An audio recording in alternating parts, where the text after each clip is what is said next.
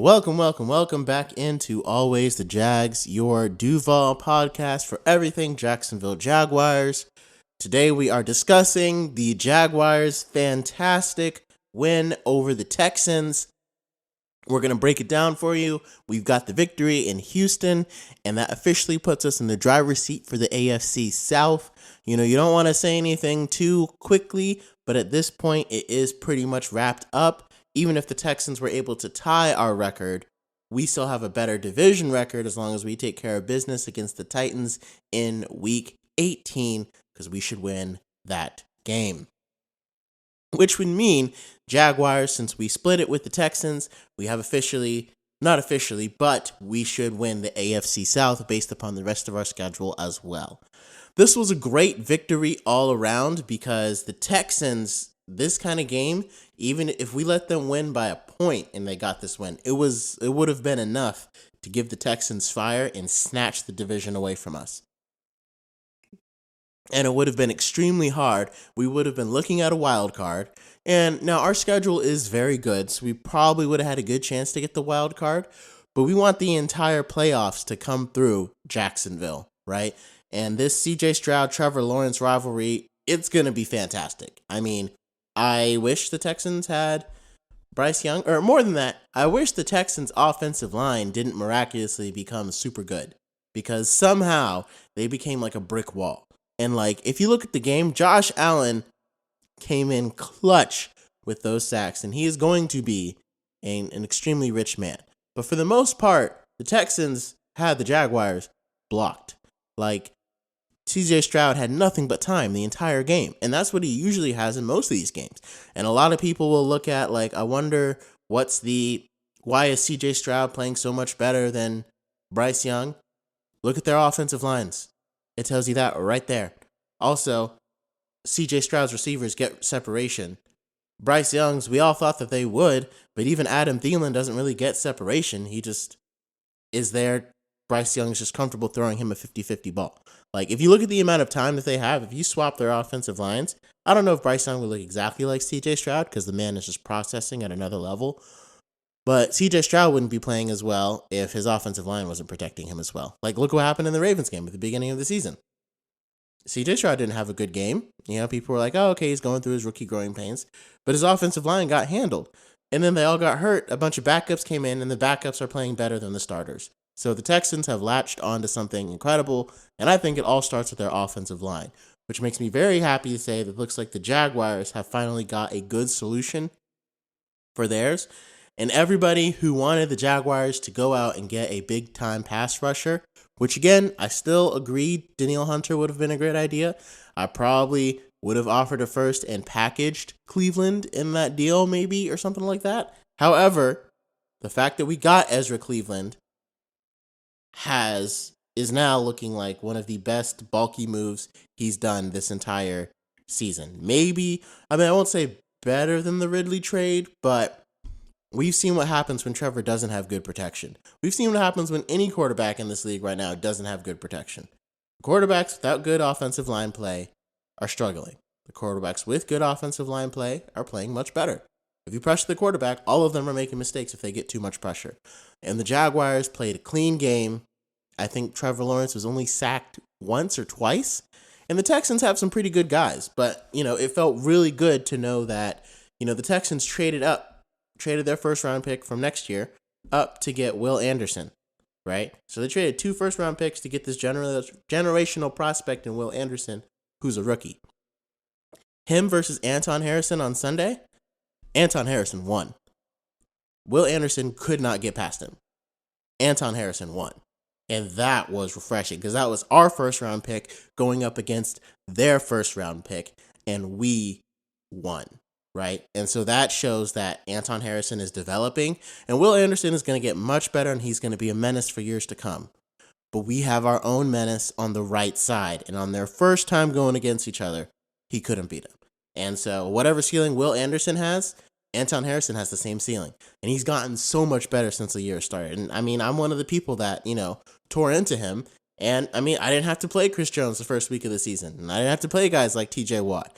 And, teams will take their best When you have an outside linebacker or defensive end that can play multiple spots, you line him up on the weakest spot on their offensive line. That's just what you do.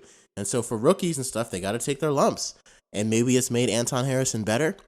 It's really cool to see him coming along. Because like the first game of the season, it looked like 4 out of 5 of our offensive line guys were not working. Walker Little was the only one playing well at left tackle. Harrison was a revolving door for Chris Jones. And the Colts, when we played them, our interior 3, Luke Fortner, is not playing well. Brandon Scherf, I think he was still recovering and he wasn't playing well. And, Ben Barch, we ended up having to release him because he was playing so poorly. Now, flash forward, Cam Robinson got hurt, which does hurt us after we got him back. But even after we got him back and we had Walker Little at guard, he wasn't that natural. He was getting better and getting more of a feel for guard.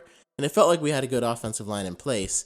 But I think I like this iteration better. Cam Robinson might be out. We might not get him back to the playoffs, and he might just become our swing tackle when he comes back for the playoffs. But Walker Little at left tackle, that's the position he's going to play after this year. That gets him set up for it.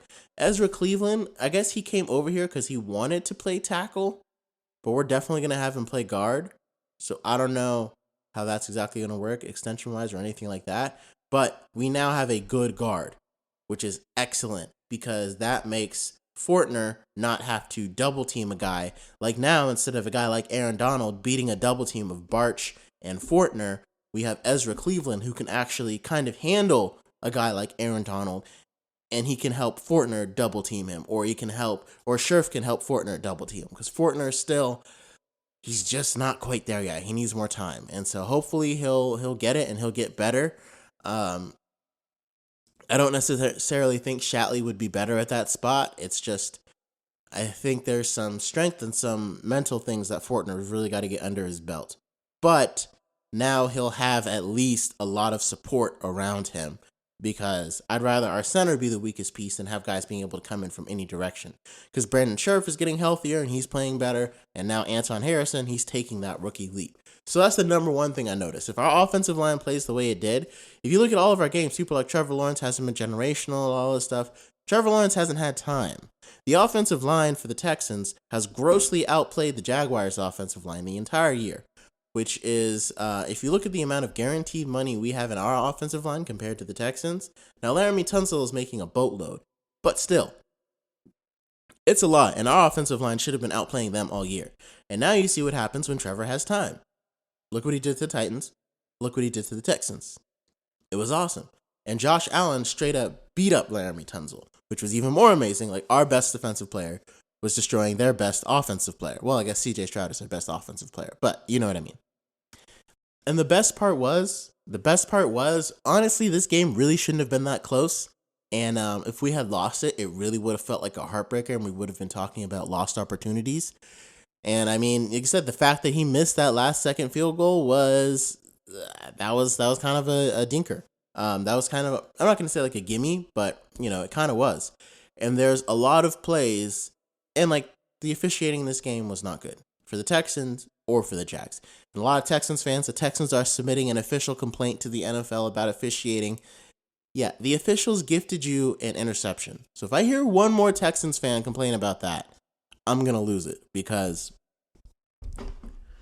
it is absolutely ridiculous. If you want the officials to fix all the calls that they missed in that game, you know what that wipes off the board for us? Maybe 4 points. It wipes an entire touchdown off the board for you and probably gives us 3 more points. So we still win, right? Those calls, I didn't really see the hold on Calvin Ridley, that second one that extended the drive and allowed us to get the touchdown. I didn't really see it either. As a Jags fan, I'll admit it. However, most Texans fans will not admit that Trevor Lawrence's interception was because the guy was hooking Evan Ingram so he couldn't get to the ball, and Derek Stingley was in the right place at the right time. I mean, even Trevor said it was a great play by Stingley, but Stingley wouldn't have made the pick if Evan Ingram wasn't held, because he was throwing it to Ingram, who was going to be there until he was held. Blatant miss. Even the officials, Gene Steratore, called down from New York and was like, that's something the officials got to make, because that is a momentum-changing play, game-changing play, that now the Texans have the chance to go get the lead. And I would have been furiously upset if we had lost the game after that. But it really shows the the mental toughness to overcome adversity that Trevor Lawrence has really gotten. Because again, at that point in the game, Trevor Lawrence knows that we should be up by 2 touchdowns right now, driving to close out the game. It's 13-7. The score should have been 27-7. Or it would have been 24-7. And we should have been driving to make it 31-7 and essentially seal it, right? Because Calvin Ridley had a touchdown go out of his hands on 3rd and 15 on a beautifully thrown ball. Beautifully thrown ball. Like, I couldn't have been in that spot to make that catch because I cannot run that fast at all. But I could have caught that. It was gorgeous. And Trevor was just dropping dimes all over the field. And then at the end of the half, like, to me, I thought we were just going to get enough to get the field goal. Everyone remembers the long play to Christian Kirk where he took it all the way down to the 1-yard line. To me, Doug Peterson said, like, if we were only up by 3, he would have just taken the points and gotten the field goal. Even in that situation, I know it was only 1 second. You didn't have a lot to, like, think about and decide exactly what you wanted to do. I would have went for it. Like, you know, no matter how much we're up, if you're at the 1-yard line, like, that kind of play doesn't happen all the time. You take advantage of it. And your team should be able to get a yard on any play. Any good team, like, again, the Eagles have the tush push, can't really be stopped. But you should have a play to pick up 1 yard, right? The pitch to ETN, I did not agree with. Going for it wholeheartedly. I don't know why Trevor didn't just sneak it in, or like they brought it at the, like they didn't, some people said they didn't want to do the exact same play as they did before, where Trevor just leaped over the goal line and dunked it in. He's 6'6". His arm length is more than a yard. Let him try it. And if he fumbles or something, you know, it's a dangerous play to run, but it doesn't matter because the half's over. So the pitch to ETN, and it looked like ETN had the corner if he kept going, but some guys missed their blocks and it didn't really work. So it just, I think the play call definitely wasn't right. You know, I probably would have preferred a screen or something. It didn't have to be like a fancy trick play. Honestly, this is where the tush push would have been really helpful because I was 100% okay with going for it. Especially you're at the Texans, like that would have sucked the life out of the stadium and ruined their home field advantage. And again, granted, it kind of gave the stadium life when the Texans were able to stop it. And unfortunately, I think that was just more down to play calling than it was the actual what happened. And so like to me, I would have just direct snapped it to Lawrence and just push. You know, get guys, just even if the tush push like doesn't work for you, like just try it and see what happens. Go get the yard, get the touchdown. So it was pretty frustrating because again, like when Christian Kirk made that play, that momentum was on our side. So with the right play call, like the Texans probably would have been like unbelievable. Like they were ready to stop a running play. They probably substituted in all their cornerbacks for linebackers and all that stuff. But yeah, we should have pounded it in there. That I think is more on the play calling and the execution and not necessarily on a bad decision. I would have gone for it, and if the same thing happened again, I would have gone for it because that was just the right move. So anyway, going back to the interception, like Trevor Lawrence had to be feeling frustrated because now after the pick, the Texans go up 14-13, and again, he's looking at it like if just a couple of things go our way, a couple of guys make some plays, this game would be almost over. Like the Texans, like we would have scored on that touchdown. Even if we only got a field goal on that touchdown drive, would have been 27-7, and the Texans are in hurry-up mode, which means we got to throw, which means we can rush the passer, which means we can drop more guys in coverage. The entire game script completely flips when you put it in our favor.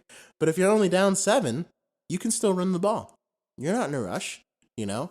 So it really changed a lot, especially because we were getting the ball at the second half. Like all of that factored into the decision, and I think it was a great decision to go for it. However, so I think in my mind, like to the rest of the league, if they look at the score and everything, this doesn't really prove that the Jaguars are a better team than the Texans because we won by just 3 points, and last time the Texans completely dominated us, and I don't even understand how that game happened. To me, this game showed that we are at full strength. We are a better team than the Texans. We just didn't execute properly because, again, we should have won by double digits, which is exciting and slightly frustrating because we're at this point in the season where it's like these things shouldn't be happening. Like we should have already figured this part out. But as long as it's much better to try and fix this stuff with a win. In Calvin Ridley, like you said, the missing ingredient evidently was Zay Jones. He's much better with Zay Jones in the lineup. And I think that kind of hurts his stock as a wide receiver one, which depending on, just depends on how he sees himself, how we see him, and how the offseason goes. I mean, if he ends up with more yards than Christian Kirk this year, he's probably going to want more money than Christian Kirk. But, part of the reasoning is we're going to be like, okay, but like when Zay Jones isn't on the field, you kind of disappear.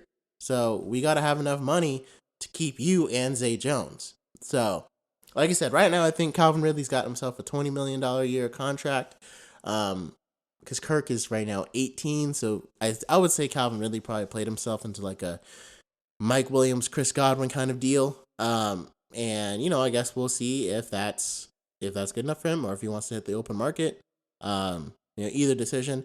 Right now, I probably wouldn't go over that because of what we want to keep around him, and we probably structure it so that way he has 2 big cap hits, and then when Trevor Lawrence's big cap hit hits for his mega extension, which he's getting, Calvin Ridley's most of the guaranteed money will already be gone, and the cap hit should be smaller. So that's a lot of future talk because right now we need to talk about the playoffs. The Jaguars are also now in the driver's seat. Well, we're not in the driver's seat for the number 1 seed. We still got some work to do. But this sets up this game versus the Texans was the most important game of the season up until this point. Now the most important game of the season is the Ravens. Ravens on Sunday night, because that could be the battle for the number 1 seed, which is absolutely insane to think about. And that game being on Sunday night already is going to be incredible. The only thing that needs to happen between now and then is the Chiefs need to lose. Now, the Broncos helped us out by beating the Chiefs. So did the Lions in the season opener, which I was kind of surprised by because I was like, the Lions, everyone's giving them all this hype. They're not going to beat the Chiefs. And then they beat them. And now I'm like, oh, wow, that was actually super helpful that they did that because now the Chiefs have 3 losses. Now that tiebreaker over us is really going to sting. However, Chiefs face Buffalo, and for some reason, Buffalo always plays them tough in the regular season and could get a win, especially based upon the way Buffalo played the Eagles yesterday. Like, if they play a similar game plan, but then again, the Chiefs' defense is tougher than the Eagles' defense was. So, we'll see. Our only hopes right now are the Packers and Buffalo in order for that game to really be for the number 1 seed. Again, we still got to play like that game is for the number 1 seed because the Chiefs could still lose a game, but their toughest opponent right now is Buffalo, and Buffalo has shown a lot of cracks. So at this point, it's hard to see the Chiefs losing to anyone else except for maybe the Chargers, but I'm pretty sure, I don't know if the Chiefs-Chargers game was at home, but they got steamrolled. So it's kind of hard to imagine. So anyway, so we will keep handling our business. Like I said, we don't really have to worry about the Dolphins because their strength of schedule is so much worse. I will say, if the Jaguars, like my original prediction for the season was 13-4 and the number 1 seed, I thought the Chiefs would be good, but I thought a lot of their opponents would be much better, like the Chargers. I thought they'd be much better and stuff like that. And so I thought the Chiefs were going to finish 12-5. And I still had them beating the Jaguars and us getting the number 1 seed, though, anyway. So it looks like in order to get that number 1 seed, the Jaguars are going to need to win out. Because if we lose 1 game, the Chiefs would have to lose 2 games. Which, again, is really hard to see based upon their remaining schedule. Because they do not have a tough remaining schedule. Not to mention, if the Jaguars lose to the Ravens, then it'll be between the Ravens and the Chiefs for that number 1 seed. And again, if we don't get the number 1 seed, I mean, we'll be happy to make the playoffs. But, like, you want to make a statement and take down a good team, especially with the Ravens, because the Ravens have a very good defense and a very good offense. But most people would say that game between the Ravens and the Jaguars, it's kind of a coin flip because both teams are super good. And the thing that could push it over the edge for either team is the home field advantage. So Jaguars fans need to show up and actually give us an advantage because fortunately we're playing this game that could determine where the playoff game is held. We're playing it at home.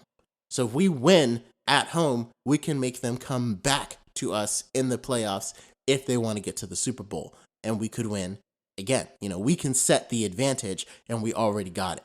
Like if we had to play that Sunday night game in Baltimore, now we'd have to overcome their advantage. Now we just have to use ours. And so the fans of Jacksonville finally got a really good game at home against the Titans. And for some reason, the Jaguars always play better on the road. It's weird. But when on that Sunday night, the Jaguars need to take advantage of their 13th player, and that is the home field crowd. And for that, we got to show up. We got to be there, and we got to make sure that we get the win. Because every other team, and again, we don't want to overlook them, but the Bengals lost their starting quarterback. The Browns will be a tough game no matter what because that defense is just nasty. But especially if Myles Garrett isn't playing and our defense is so opportunistic, it should give our offense a lot of opportunities to score. And, all the rest of those games. And then we have like the Bucks, Panthers, and Titans to close out the season. So, I think Tyson Campbell will be a go for Monday Night Football, which is pretty exciting. Jaguars have Monday Night Football. Woo! Which will help try to slow down Jamar Chase. But, even those last 3 games of the season, again, you don't want to underestimate opponents. But, if Tyson Campbell needs to sit for some time, make sure he's healthy for the playoffs, that might be a thing to think about to look ahead. So, Jaguars are in an excellent position. And then there are a lot of teams vying to make the playoffs. Right now, it's kind of a jumbled mess. And I ran a bunch of calculations on it. So here's where I can tell you who the Jaguars want to make the playoffs. These are the teams you want in the playoffs. You want the Colts to make it, you want the Steelers to make it, and you want the Browns to make it. All 3 of those teams have a realistic shot if they win a couple of pivotal games here and there. Again, the Browns defense is still good enough that they can beat any team that doesn't really have a quarterback. And they have to play the Falcons and the Jets, both teams that don't really have a quarterback right now. So those could be wins for the Browns. They could still lose to us, and they could still get into the playoffs if I think they have 3 or 4 losses now. And if they only get like 2 or 3 more, they can still sneak into the playoffs. Steelers just find a way to win, but again, not worried about them. They would have to come to Everbank to win. Jaguars will beat them. Again, if we beat the Browns, we'll beat them as well. And then the Colts, they never win at Everbank, so if they make the playoffs, it's an easy out. Now, again, don't want to say easy out, but not as concerning. And they're all in the hunt. So Jags fans, that's who you're rooting for right now. Steelers, Browns, Colts. Because we know Dolphins, Ravens, Chiefs have already locked up a playoff spot. We're going to face one of those 3 teams either in the divisional wild card round or championship, depending on how the seeding falls. So those are the teams Jag fans are rooting for: Steelers, Colts, and the Browns to make the playoffs. Now here's the teams we absolutely do not want to make the playoffs: the Broncos, the Texans, and the Bills. The Broncos, because they are currently on a hot streak, and any team with the hot streak riding into the playoffs is bad news. Now, we do kind of need the Broncos to beat the Texans, I believe, to help keep the Texans from making the playoffs. But again, those two, like whoever wins that game might get in and the other one might not get out. It might get out, might not be able to get into the playoffs. But, the Colts have been they're not really a hot team. They've just been kind of like, winning here, losing here, winning here, losing here. The Broncos are hot. They've beaten some really good teams, and they've beaten some other hot teams. So you don't want them to carry that momentum all the way into the playoffs. And if the Broncos keep winning the way they have, they will carry it into the playoffs because they also don't have a tough schedule left. And again, the Bills, if you can keep Josh Allen out of the playoffs, that's exactly what you do. That Eagles game was close. The Bills played the best team in the league and took it down to the wire. No team in the AFC wants them in it. And then again, the Texans. CJ Stroud, his first time in the NFL playoffs in his first season, he's not going to want to go out. Now, it's looking more and more like the Broncos, Steelers, and Texans will all make it into the playoffs. But again, if Jaguars fans had to choose, if you're trying to root for other teams to see, you want the Browns and the Colts to make it in. At the same time, the competition is great for the Jaguars. Let's stand up and let's beat a good team. However, for us, that's going to happen on Sunday night in a couple of weeks versus the Ravens. For right now, we've got Monday Night Football coming up. Jaguars, let's go get that win. Let's go get that dub for our fans at home. I wish I could make it, but I cannot. However, I do think the Jaguars are going to pull off a win. I think Trevor Lawrence is going to keep playing at a generational level, and yeah, the Jaguars are going to get that win, and we're all going to be celebrating in just a little bit. So, just remember, it was always the Jags, and celebrating a very good win over Houston. And we will catch you on the flip side, Jags fans. See you next time.